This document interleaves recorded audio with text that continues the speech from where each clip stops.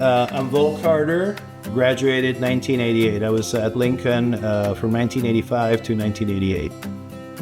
What lesson did I take from Lincoln? I think from Lincoln, I took that, the world is a lot bigger than what you may think. And, it was amazing to be here and share this experience with people from all over the world, different cultures, nationalities, and that was very, very special.